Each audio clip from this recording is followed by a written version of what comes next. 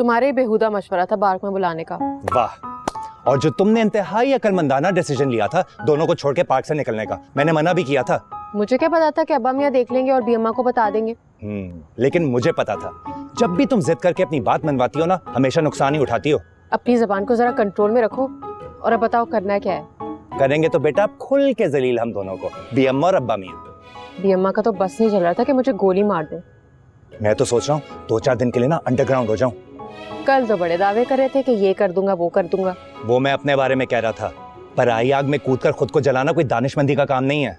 कितने सेल्फिश हो तुम। सेल्फिश नहीं बेटा, सेंसिबल। जिनके लिए हम दोनों जंग लड़ रहे हैं वो खुद हथियार डाल के बैठ गई हैं। वैसे बिट्टू आपस से मुझे उम्मीद नहीं थी। भाभी की कॉल आ रही है, मैं जा रहा हूँ। एक तो तुम्हारी भाभी को भी खाना हजम नहीं होता तुमसे बात के बगैर। तुम्हें एक ही ताना मारना आता है ना, टच्ची हूँ मैं उनको लेके। ये टची वची बाद में हो ना, अभी तो बीअम्मा भी घर पहुंचने वाली होंगी बारूद बनकर।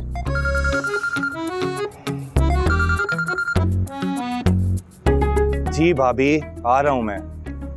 क्या अल्लाह मदद।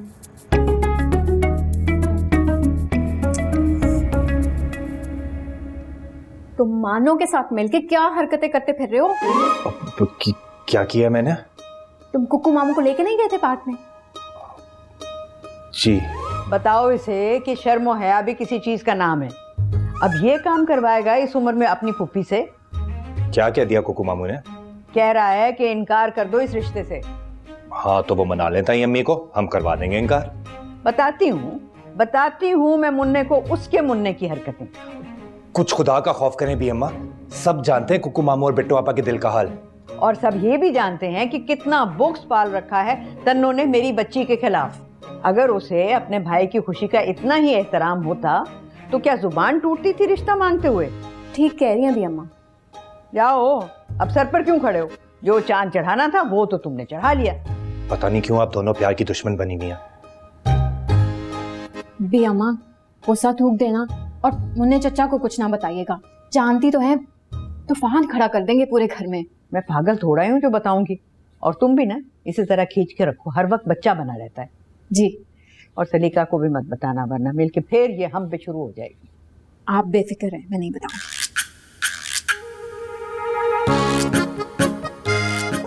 बेफिक्र हो, नहीं लगाएंगी वो शिकायत चचा से। आई एम सॉरी भाभी। तुमने भी तो कितनी गलत हरकत की नासफी। अरे आप ही ने तो कहा था कि मानो ही मना सकती है ताई अम्मी को। हाँ तो उस वक्त तक तो बिट्टू आपा का रिश्ता तय नहीं हुआ था ना। हमने सोचा एक आखिरी ट्राई मार के देख लें। ये तुम और वो हम कब से हो गए? जब से कुकू मामू और बिट्टू आपा का चक्कर शुरू हुआ है। ध्यान से, बिट्टू आपा के चक्कर में खुद का चक्कर ना शुरू कर लेना। आपको ऐसा लगता हूँ मैं? तुम ऐसे नहीं लगते, लेकिन वो मेरी बहन है और मैं उसे बहुत अच्छी तरह से जानती हूँ। मुसीबत पड़ने पर वो गधे को भी बाप बना लेती है। अब बेफिक्र हैं, इतना भी डफर नहीं हूँ मैं।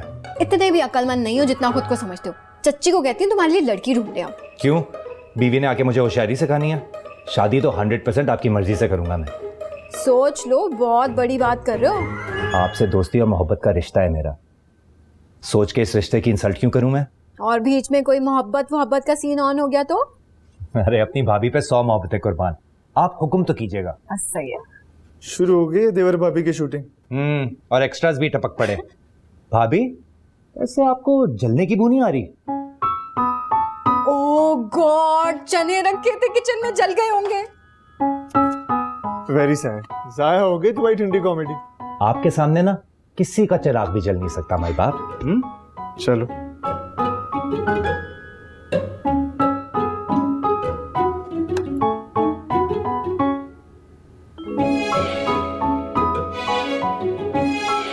बिट्टू आपा, बिट्टू आपा, जो खाक तुमने मेरे सर में डलवानी थी ना वो डलवा दी। अब बात मत करो मुझसे।